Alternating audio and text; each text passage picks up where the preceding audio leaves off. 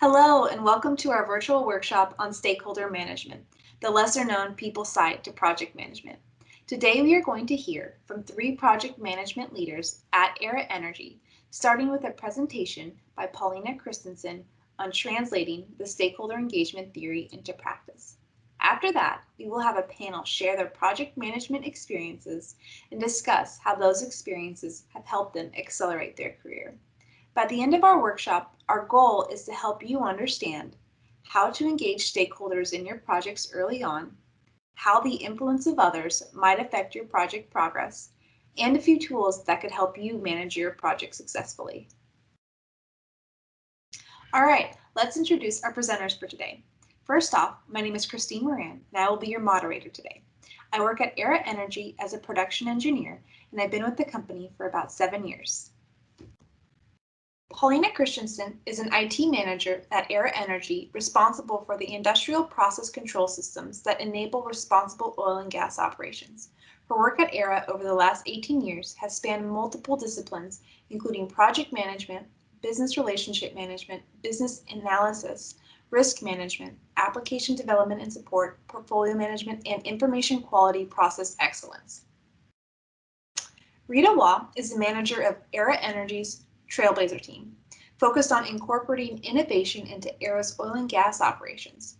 She is a Bakersfield native with a degree from Columbia University in chemical engineering.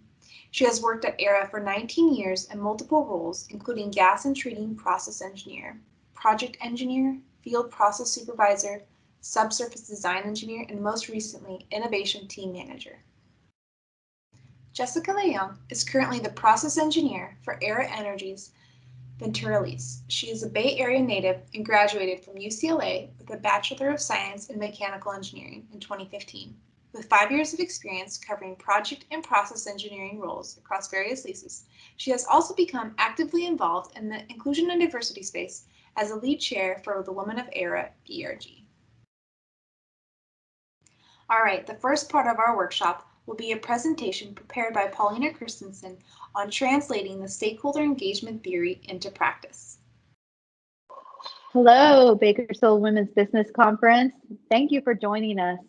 Today, we're going to be talking about translating stakeholder engagement theory into practice. I'm Paulina Christensen, an IT manager with Aera Energy. Thank you for joining us. So why is stakeholder engagement important? Well, when the organization gives us money to deliver a project, it's because there's value there. Right? We have some value that we're trying to pursue with this project being executed. So stakeholder engagement ensures our project execution, which then will lead to the product being adopted, and that product adoption being sustainable. The last thing you want as a project team is for you to develop a product that was perfect and it met all the expectations and delivered all these great requirements, but nobody's using it. So the adoption is not there, and that sustainability of the adoption is not there. Therefore, the value that you thought you were going to deliver to the organization is not being capitalized. So that's why we focus on stakeholder engagement, or the people side of project management.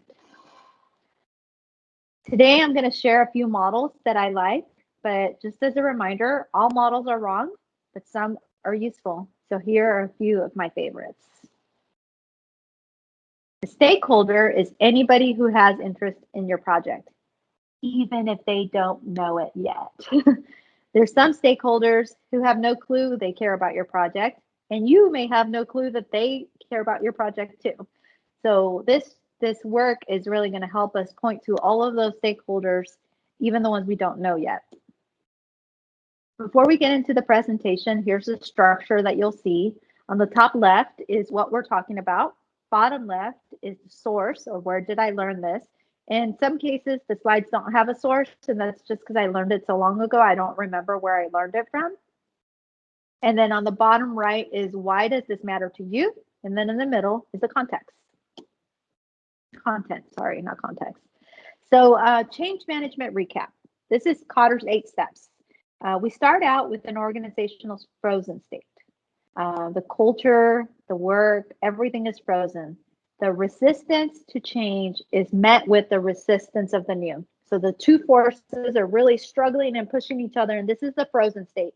The pain of not changing is not greater than the pain of keeping the same. They're frozen together. So in order for me to manage the change and really create the need to unfreeze the status quo, I have to create a sense of urgency. I have to build a guiding team that's going to define the vision and the strategy for us to get there. They're really going to help us work with the organization to understand the reasons why we need to change. Why is the pain of not doing anything greater than the pain I'm going to feel while I transition? Now, while I'm in that transition state or the unfrozen state, unfreeze state, I have to create buy-in, empower people to act. I can't be the sole decision maker in this space. I really need to empower others to make decisions, especially the people who are going to own this after the project team leaves. Celebrate short-term wins and be persistent. Sometimes change, especially difficult cultural change, feels like an uphill battle, like a 6-mile sprint uphill. So to celebrate those small wins, it's huge. It really helps with team motivation, really helps with people seeing that we're making progress. It may be painful and it is unknown and uncomfortable, but we're making progress. And in some cases, the sponsors are seeing the progress the team is making and the wins that we're having, and they're helping us celebrate with them. So the value that we bring is being acknowledged and celebrated. And once that new state is identified, we have to refreeze the culture, solidify the new way of doing work so that the new norm is met with the resistance. And again, that is frozen in place, because the last thing you want is to not solidify this culture and you rewind back to the frozen state your project started with. And all of that work is now a painful memory in most team members' minds or stakeholders' minds. So very important to solidify the new culture to prevent the change from reverting back to its original starting spot. Now, PM Bach tells us that there's 4 phases of stakeholder engagement, and I've followed the same structure that they have, where we identify, plan, manage, and monitor. In the identify phase, there's a couple of questions we should ask to help us identify unknown stakeholders. I'm going to give you a minute to read through these, and then I'll touch on a few. This is our opportunity to turn into a 5-year-old again. Why? Why, who, when, where, how? We're asking all of these questions to really understand all of the different people who have interest in my project. The one I want to point out is the organizational historians. And these are the people who will tell you the stories of the 5 different times that this project was attempted and failed. And they have so much valuable information that's going to help your project succeed, because they know they're telling you stories, and those stories are telling you key things that you need to pay attention to, risks that you need to mitigate, plans you need to include, all of these great information, stakeholders you may not know about that they know are critical because of the stories they're telling us. Once I have my stakeholders, there's generally 3 types. There's project stakeholders, internal, whether it's to the team, to the organization, to the department, and external. Sources of stakeholder identification. This is places where I'm going to go hunt for unknown stakeholders. I already mentioned my favorite people to talk with, organizational historians. Through those stories they tell us, there's a lot of knowledge. And spend time with them, get to know them, make sure that they know that you're not going to use the information to hurt them. You just want to learn from the mistakes of the past so that you can prevent them from happening again and make this easier adoption for everybody in the organization. Go to Gemba. Gemba is going to where the work gets done. Go to the factory floor. The people who are doing the work will tell you how they do their work with not meaning to leave things out, because they're doing things naturally. So they don't think about doing them, therefore they can't tell you about it.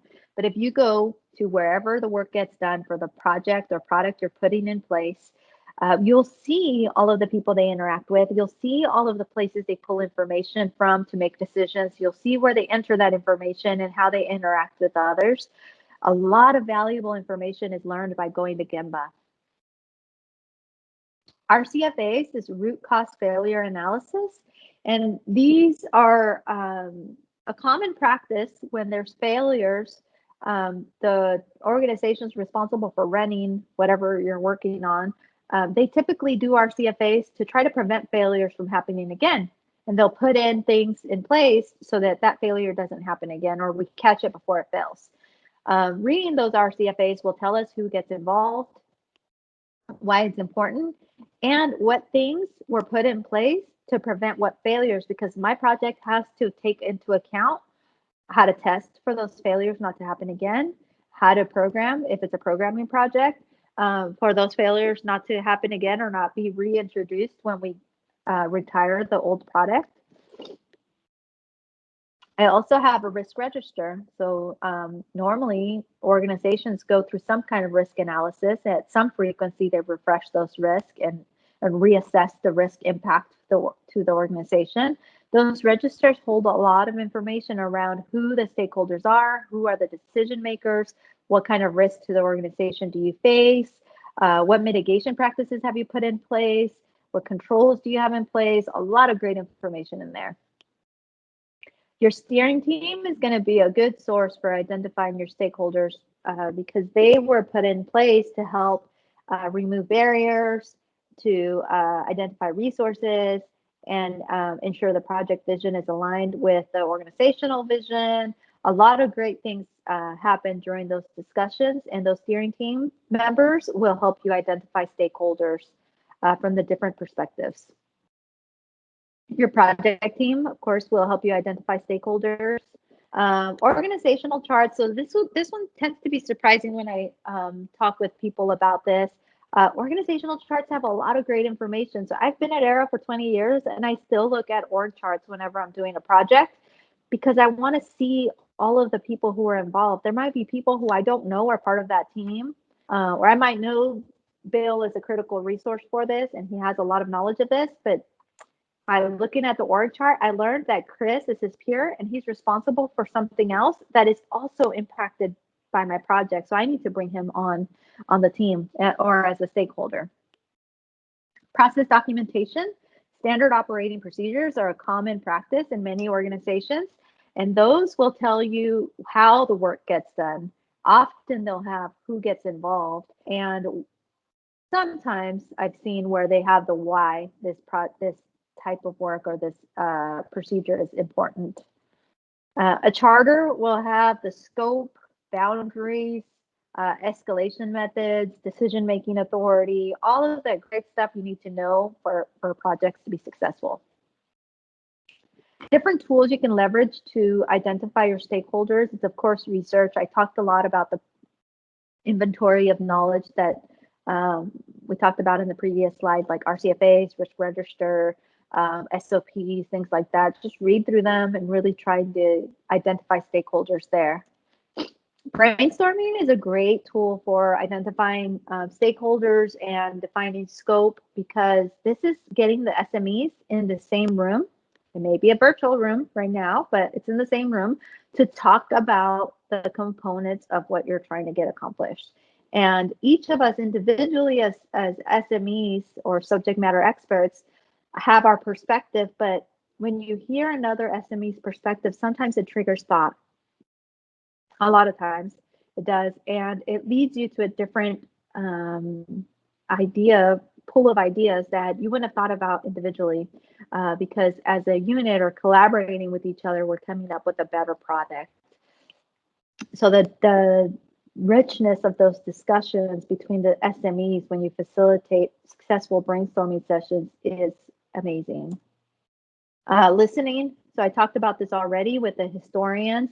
Listening to the stories of when this failed previously or how this person started working on this in 1980 and all the iterations it's gone through. Those changes happened for a reason. Let's learn from them. The people do a great job. They try their best. So they did something, they did it for a purpose. Let's try to understand that purpose and make sure that our project doesn't undo that. Because the last thing we want to do is ignore something that's a requirement for making this project a success. And we could have learned from it by just listening to the historians. SWOT is a tool I'm going to touch on next, but this is strength, weakness, opportunities, and threats. Then we have crowdsourcing. So sometimes there, you could pull from a crowd. Most of the time, it has to be internal to your organization because confidentiality rules. But there may be skills that people in your organization have that you don't know about.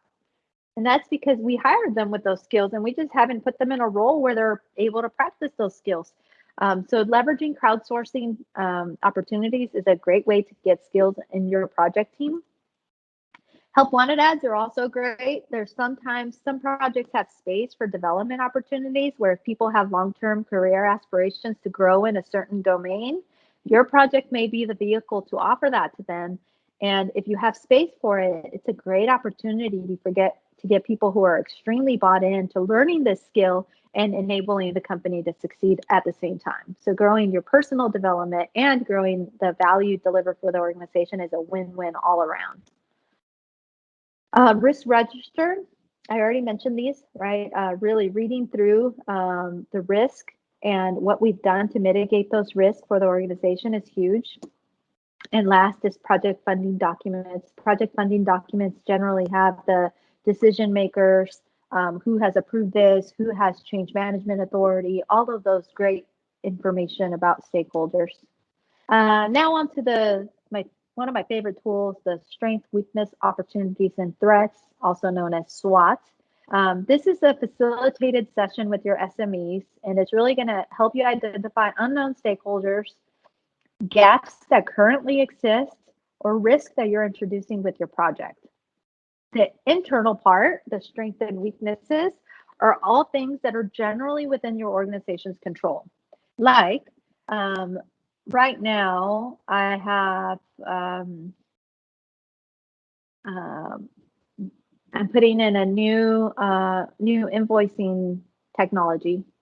I'm just making it up, but as an example, putting in a new invoicing technology. And one of the strengths is that Bill on the invoicing processing team came from an organization that already uses the product that I'm trying to introduce. That is an internal strength.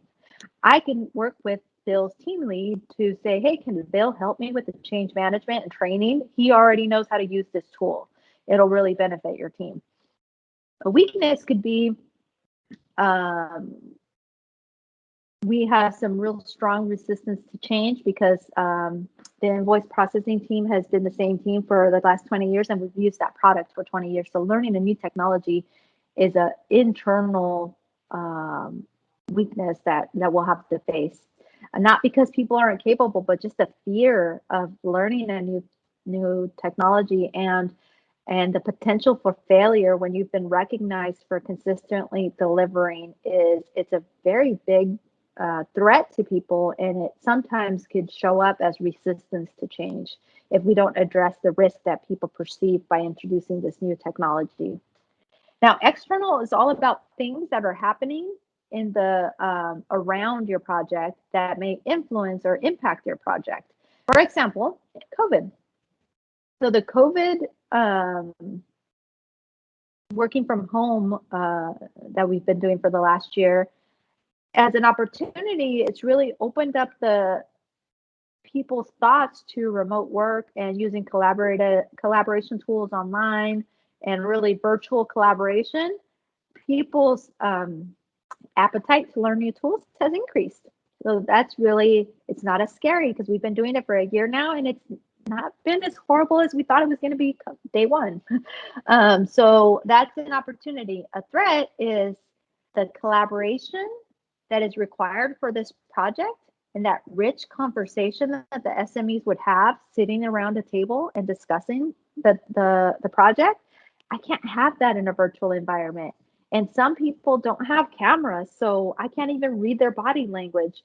So that's a threat. It is out of my control. Our COVID response is what's responsible to do. So I'm not going to be able to pull people in a room together and let's talk about this. So how am I going to control that risk? The risk is the collaboration not being as rich because I can't be in the same room with people talking about it. So how can I leverage the opportunity that was created with people embracing new technology? Those are the discussions that your project team will have after the SWOT analysis is completed and we really understand what strengths and weaknesses are we're facing and what opportunities and threats are also being faced by the project team.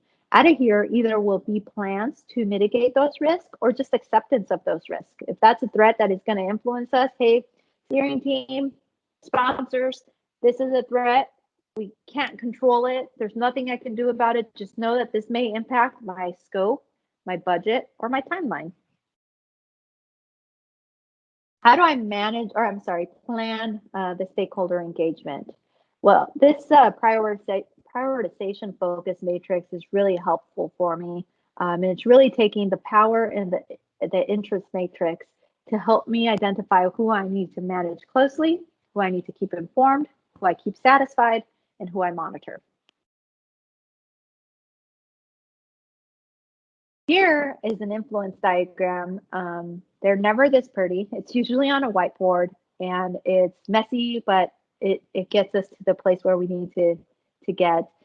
This is really me taking the stakeholders that I identified here and placing them in an influence diagram structure to help me identify the key stakeholders I've already identified and whether they were primary focus or the two outside quadrants. And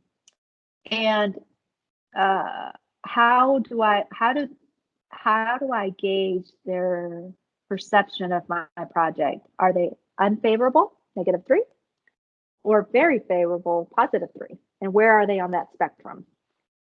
Once I've done that, then I start looking at, well, each of these key stakeholders have trusted SMEs that they go to for this domain. Now, those influencers, they change depending on the topic or how much is at risk, but they're always there. There's always a group of trusted advisors for each person. I know that when I have to make difficult decisions on a certain domain, I have a group of people that I always go to and bounce things off of if I'm not sure about what risk I'm incurring by making that decision.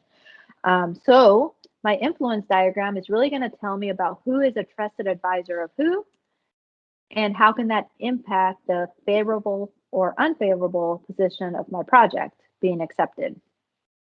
So here I see that this person in the middle who is a primary focus is a -2, meaning that they're not really supportive of my project. They don't really understand why we're doing this. For some reason, maybe their team is the one that's going to get the additional workload. Something is going on to where they're not favorable to this happening. So they have influence over somebody who is +3 and a -1. They could turn that +3, who is a secondary focus person for me, into a more neutral position or a negative position. So I really should monitor that relationship. Then I start looking at, okay, well, who outside of my stakeholder group are trusted advisors for these stakeholders?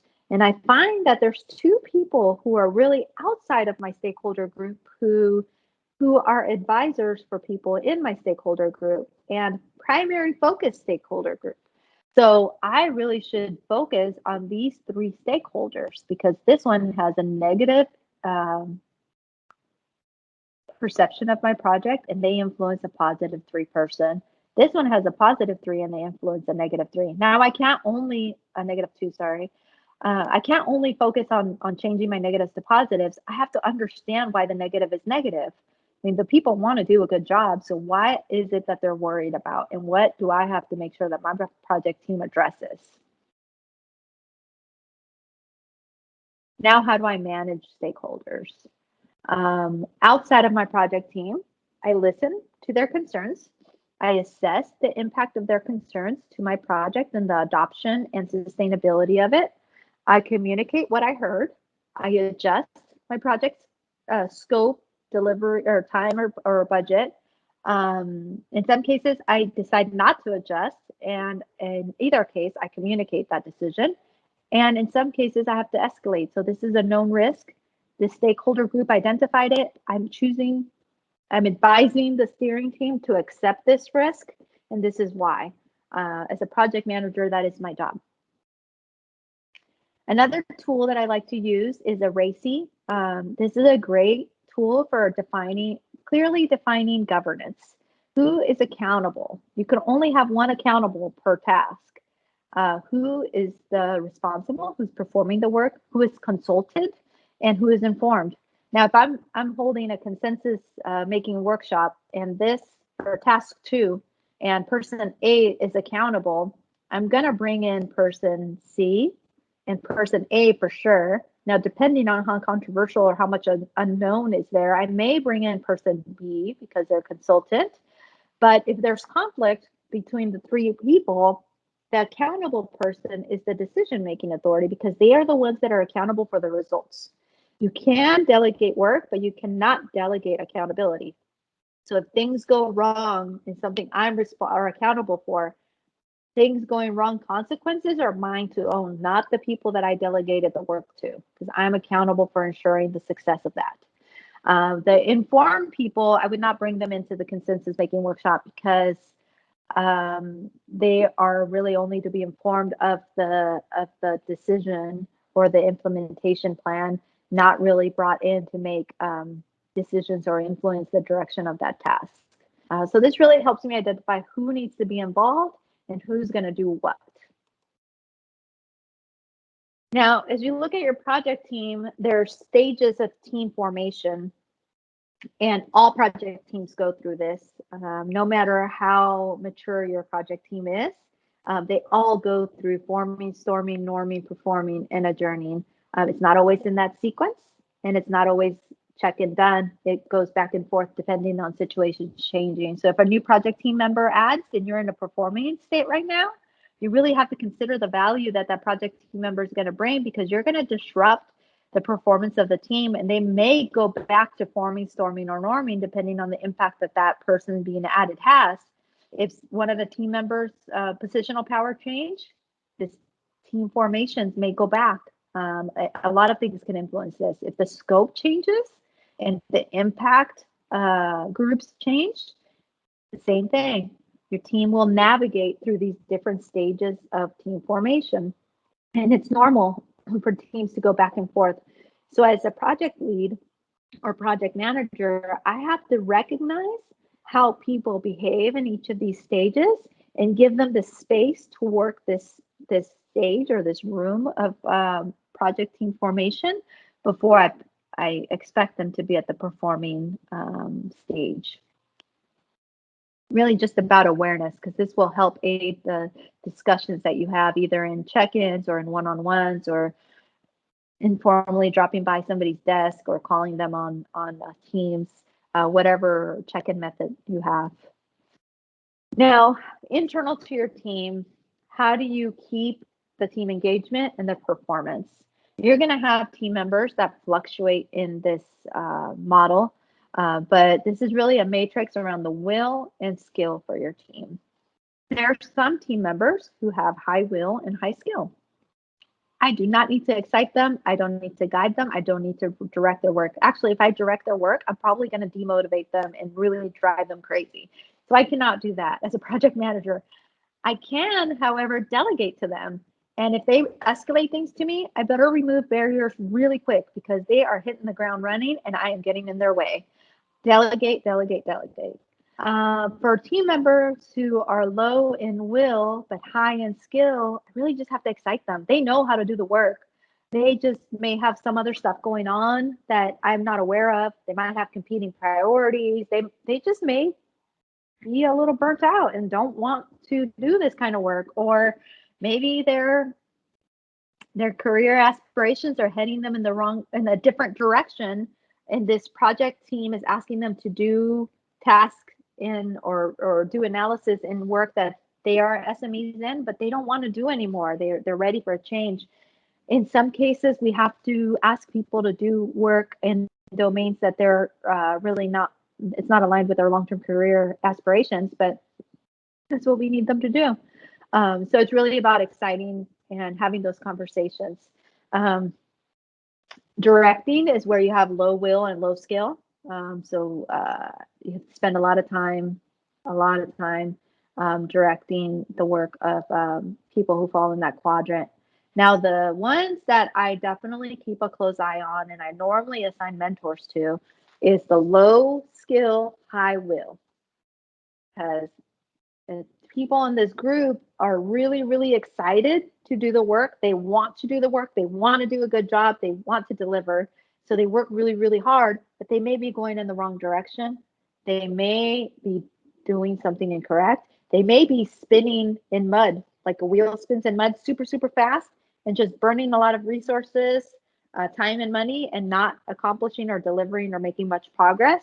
So I have to spend a lot of time in the guiding space there. Now, I say it doesn't mean I have to do it. I could assign somebody to be the mentor for that person and really guide them.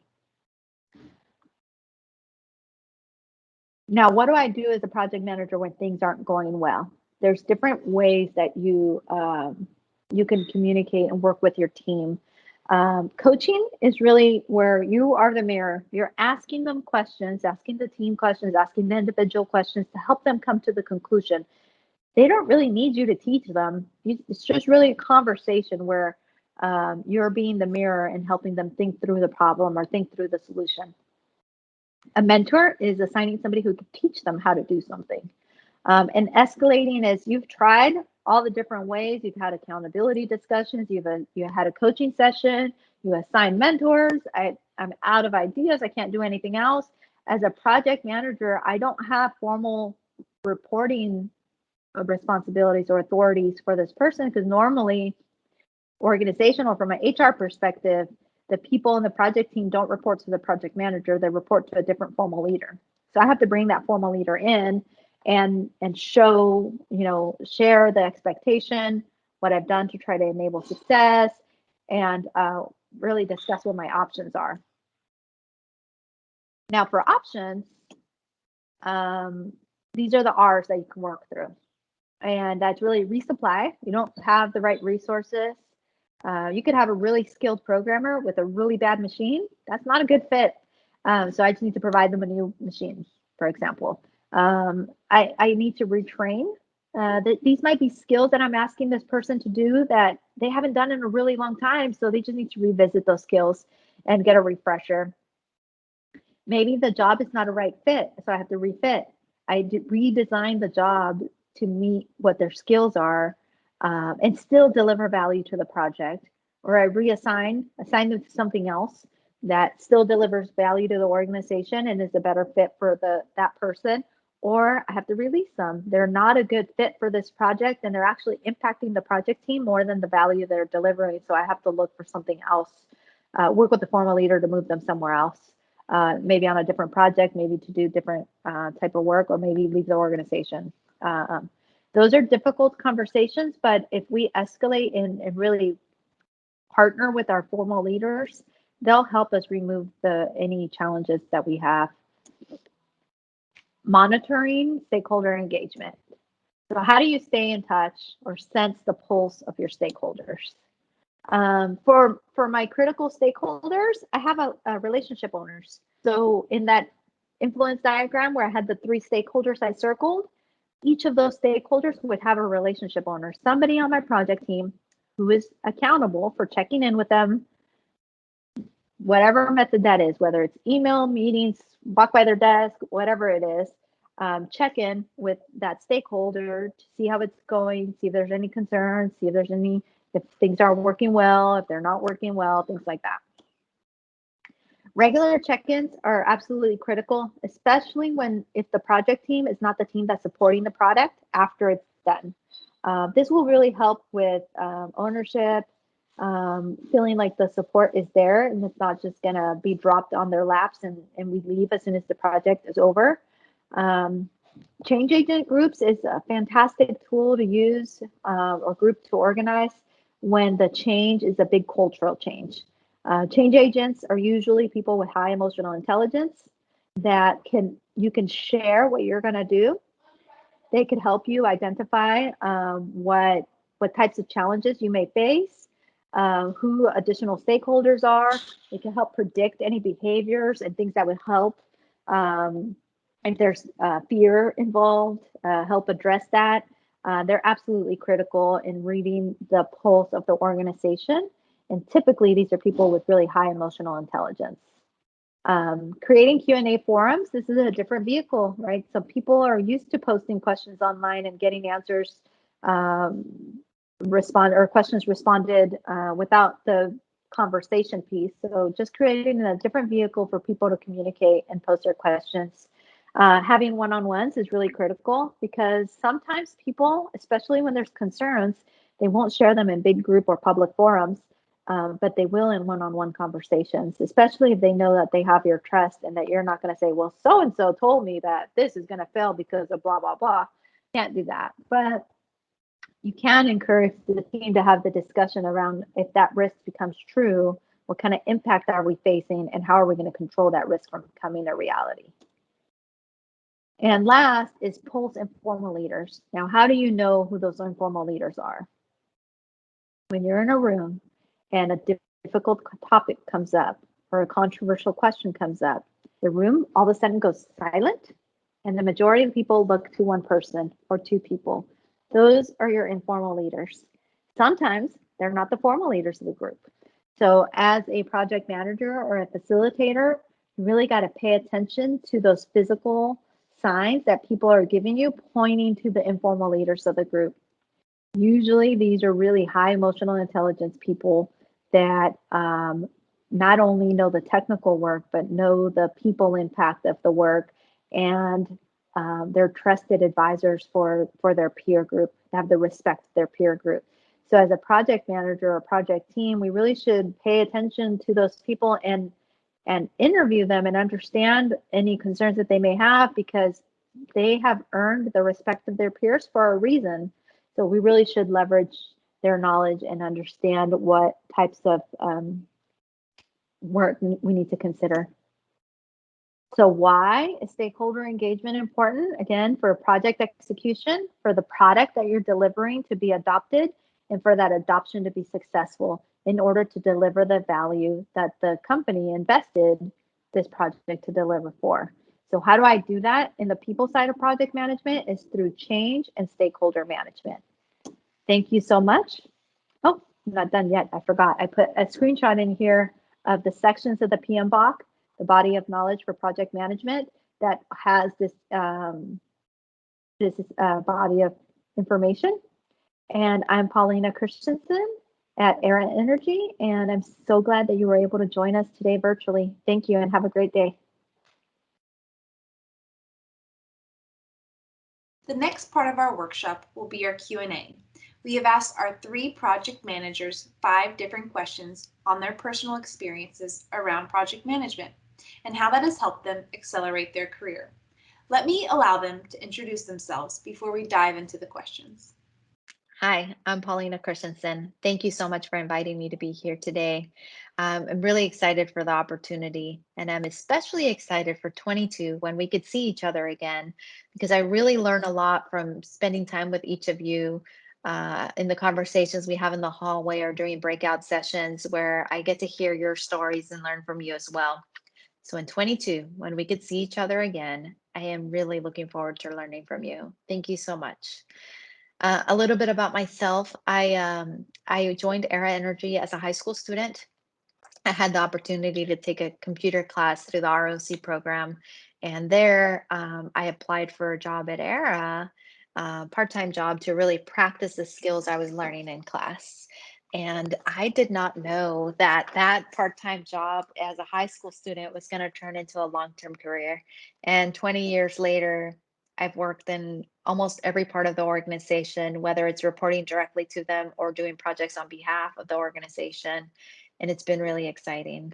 It's been in different capacities. So I've had data analysis, engineering and geoscience support, business analysis, risk management, business relationship management, Center for Process Excellence, both in information quality and reservoir management, application support, and risk management. all of those different assignments have had different components of project management. Before I made the transition from the Center for Process Excellence and the technical and operations organizations, I was really focused on projects that had to do with process improvements and information. After joining IT, I really have been focusing on projects that have to do with technology and implementing new technology. And that's including the information that comes out of that technology and also how people use it and the processes that consume that information. Um, I think in 2018 or so, I decided that it was time for me to go back to school since I didn't have a formal STEM degree. I have been working through different certifications and different ways of gaining that knowledge that you would typically get during your bachelor's work in STEM. But I decided that it was time for me to go and explore an MBA because I really needed to learn about running a business and how do I, as a leader, make sure that I am managing my budget and my scope and my timelines effectively. And I joined Cal State Bakersfield's MBA program, and I really learned a lot. I really enjoyed the curriculum. The professors do a great job of teaching us theory and really translating that into practice. And some of the things that I learned, I actually got to apply the next day in my real job. So it was really exciting. I would highly recommend it for any of you that are thinking about possibly taking on that additional challenge. And as we think about project management, it's not just in the professional sense, it's how do you balance the professional work, the personal, like getting your MBA or taking self-care time, and your family life. Really juggling all of those things, which we're going to touch on in a little bit. But it's been a really exciting journey, and I'm extremely grateful for the opportunity. And I can't wait to hear your stories as well. Thank you so much. Hi, my name is Rita Wall. I am a manager of technology at Aera. I'm the manager for what we call our Trailblazer team, and that is our innovation team at Aera. And so we're working on a number of projects in the technology and innovation space. And we are working on how do we bring increasing amounts of data analytics to the way that we do well surveillance. We're working on projects to help lower our future development costs and come up to speed and prepare ourselves for increasingly tight regulations. So a number of things we're working on in the innovation space. So glad to be here. Thank you. Hey everyone, my name is Jessica Leung, and I've been working at Aera Energy for about 5 years. My current position is a process facilities engineer down in Ventura. So a lot of my work revolves around firefighting, but mainly my job is to engineer process improvements. Some of the teams that I work with down here is crew lift and measurement, plants and injection, gas, and surface TPR. My previous role was a project facilities engineer for development. So I was in charge of the electrical, mechanical, and civil designs for installing new wells. And that was a pretty awesome job. I really loved it. Some of the projects that I'm typically involved in right now, it can range widely across the board. So some of the small things I work on, you can imagine like reviewing existing systems and evaluating unnecessary components, making sure it's sound to remove them. And then it can range up to large projects like engineering modifications to a plant to handle decreased throughput. What skills do women have that can help manage people better? So I think on the skills front, on average, women are really great at building relationships and reinforcing that collaborative environment. I think those are a great driver for employee engagement, and that can help us manage people better. In addition, I think we also really have good social skills that include listening, communicating, and empathy. When people fail or aren't present at work, we seek to understand instead of punish. And there's less ego in the room, and we're more approachable. We listen to others and don't jump in to solve every little thing. And I think lastly, we're really good at knowing how to be flexible and how to multitask. So I believe women are very effective in managing interpersonal dynamics. And so this training, to me, comes, I think, just through life, and we don't even necessarily realize it's happening. So women are the sex that I primarily find get to be responsible for managing family relationships, managing children. And so in doing all of those things, we are kind of building up our agility in how do you manage difficult relationships? How do you motivate someone to do something that they may not want to do? And so those skills are very important when you talk about managing people and getting the most out of people either during a project or through a team. I also think that women, we really have a heart for developing people. And so we want to strengthen and improve the kind of world of those around us. And so that's an important factor too, that people think that you care about, how to make them better. So even as you're getting a work product from them, they feel you're attuned and really in line with what's best for them. And I think women, we naturally have that skill to develop people better as well. What skills do you need to feel prepared for a project manager position? So I have a fairly short list of the skills that I think are important. And I'll start off by saying the one that I would not include on the list is the requirement to be the expert. I think a good project manager can utilize those people, but doesn't necessarily have to be the expert and the one who knows and understands everything that's going on. The couple of things that I think are important is to be inquisitive, to be demanding. And when I say demanding, it's really because I think it's important to hold people accountable to the expectations of the project and the team. And then lastly, I'd also say organized. And that doesn't mean that everything's in a particular place on your desk, but that you have an understanding of due dates and deliverables, and you can make sure that you're moving forward to meet and achieve those. So to feel prepared to be in a project manager position, I think you really have to be organized enough to manage deadlines and then the milestones that come with it. I also think there's a level of technical basis or familiarity with the project being done to show that you're capable. And then there's an ability to work in a diverse work group. Some soft skills could really help in managing the team you're dealt with. And then lastly, the ability to manage and maintain a high level outlook to be able to see those deliverables in on time and then ensure those deliverables match your stakeholders' expectations at the end of the day. What areas do you see women struggle as project managers or leaders? So the biggest struggle that I notice is accountability, both in how we hold it, how we have the conversations, and how we escalate if the performance is still not corrected. As project managers, we're responsible for the scope, the budget, and the timeline. And sometimes we have team members who aren't delivering or aren't behaving in the way that we expect them to behave.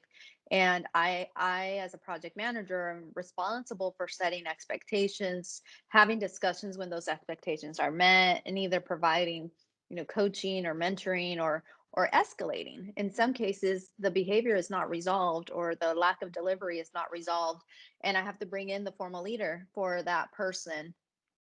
Those conversations are uncomfortable. It's as little girls, we're kind of trained to be nice and to help people along and to just embrace how we help everybody make progress, and we absolutely do that as project manager. I think that's actually one of the strengths as women project managers is that caring and nurturing side that really helps the team mature. But the difficult part is when you have to have those accountability discussions. Nobody likes to have them. Men don't either. They're just more comfortable with it because they grew up with that being their expectation. Of course, those are general terms, and not every single man is like that, and not every single woman is like that. But generally speaking, that's how we're trained as kids. Another piece is, how do your peers perceive you as a leader and how you could hold accountability? When I early in my project management journey, I remember getting the feedback of you can't be a leader, you can't hold people accountable. You're way too happy, you smile too much, you have way too much fun. Like it's just not going to happen. And I remember thinking, I've never heard anybody tell me that I can't hold accountability. My teams always do fantastic work. And it's really not just holding accountability, it's how do you enable the success. But I definitely have those accountability discussions. They're behind the scenes and nobody knows that they're going on except for that person's formal leader if it doesn't get resolved just between us. But the perception was definitely something that I had to figure out how to navigate. So, one of the areas that I see women struggle are really with sometimes being silent.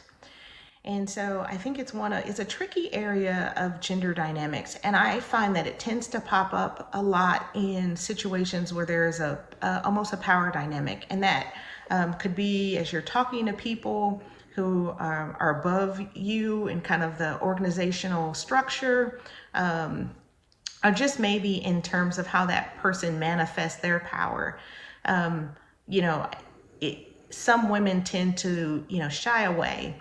And I find that happens even if a person is naturally more extroverted. Sometimes the power dynamic changes the notion of where we want to speak. So there's a lot of talk in the news recently about women wanting to sit in the edge and in the back instead of coming up to the table and wanting to be a focal point and an important picture of that discussion.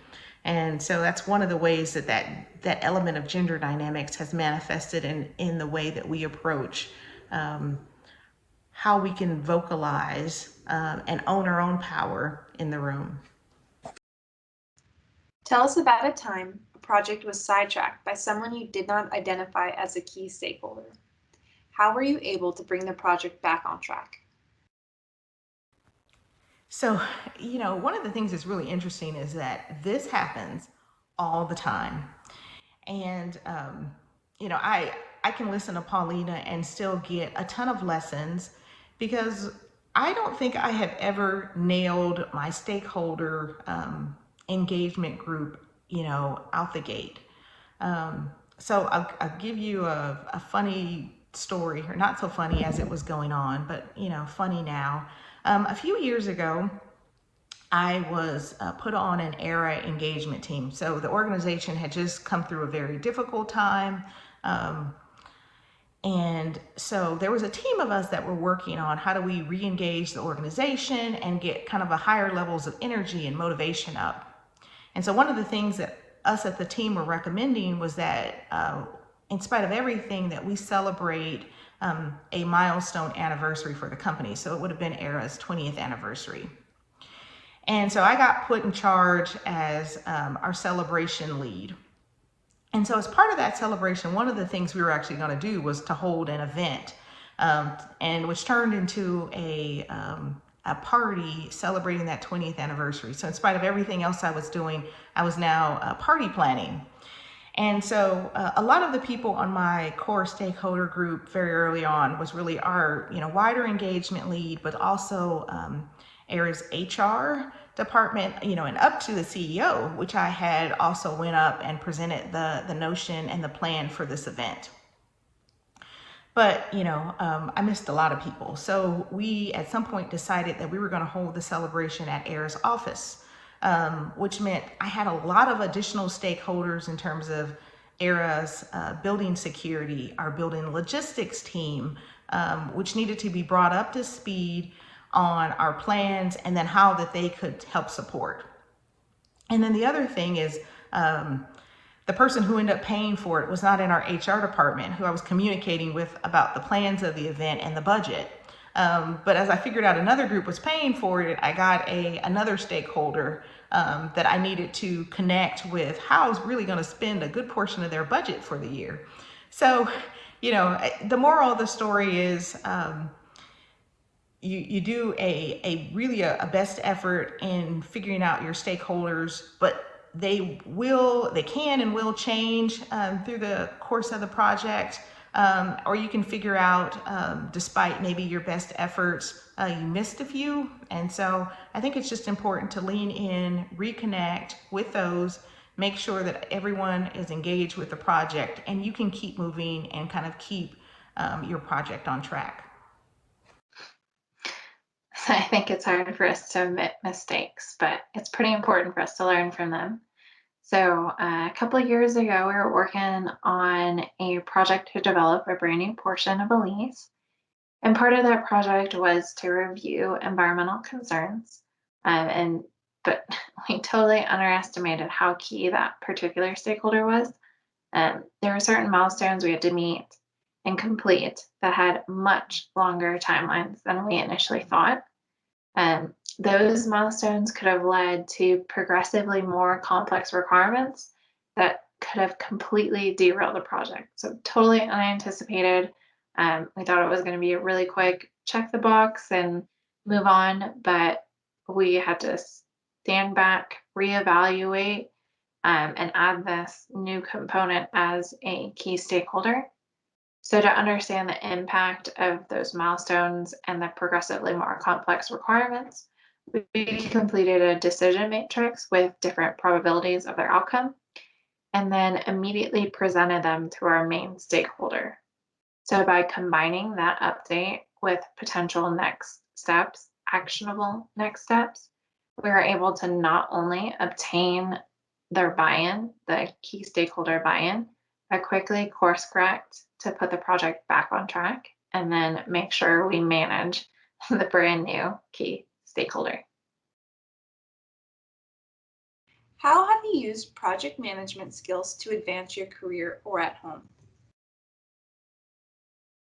I definitely use all of the project management tools to manage my professional and my home life. I live by them. I believe in them. I definitely use all of those skills. My kids actually, by the time they enter the workforce, they are going to know how to be great project team members. They know how to report out whenever there's problems and they need to escalate. They know how to make tough decisions and how we make our pro cons list and prioritize things and say that, you know what, that sounded like a really cool project, but we just don't have the resources to do it this year, whether it's time, people time, or money. They're involved in those discussions, so I'm sure their employer will be grateful that they're going to be good project managers or good project members, project team members. But one thing that a while ago my mentor Lisa taught me was the self-task and relationship triangle. And she pointed out that all of us tend to default to sacrificing one of the three whenever there's a crunch time or there's too much going on, or maybe our just our plates are too loaded for whatever reason, whether there's something going on the professional side or on the personal side. And I spend a lot of time reflecting on what is my normal behavior, how do I show up, how do I behave when things get overloaded? Because you will, right? As we juggle our personal, our professional, and taking care of ourselves, we definitely do get overloaded at some points. So for me, in the self-task and relationship triangle, I default to sacrificing self. So I needed to really pay attention to those telltale signs to tell me that I took on too much and it's time to just give time for myself to take care of myself so that I could be my best self. And that's really important. It was hard because I felt like I was giving up or not really invested in making whatever I was working on successful. But it does pay off to take time off and really recharge and reflect and see what is it that you're sacrificing. For some people, they sacrifice relationships first. For some people, it's the task. But for any team member to be successful, those three things have to be balanced.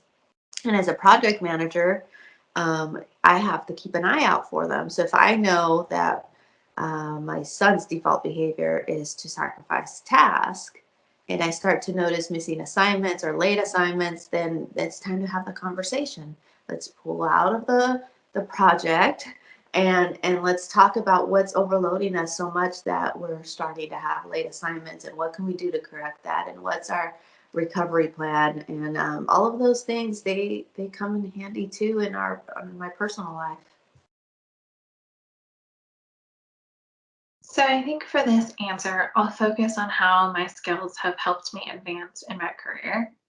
So in Ventura, we have a much less regimented flow of work, as a result of operations, which has been really challenging for me to manage in comparison to development's relatively constant flow. So for development, you have to be X number of weeks ahead of the rig, versus in operations, you're firefighting every day and you're also trying to balance your long-term projects. Ultimately, though, understanding the base necessities for these projects have really helped me manage the overall list. And I've definitely been pulling on the skills I talked about before to help me keep everything in motion. So I frame the scope, understand the priority, identify the deadline, and underscore the expectations, making sure that my stakeholders and I are on the same page. And then the successful implementation of those projects on their own speaks volumes. And others begin to recognize the good capacity you have to manage those projects. And then they'll start asking you to take on larger, more visible, and riskier projects. That concludes our workshop on stakeholder management.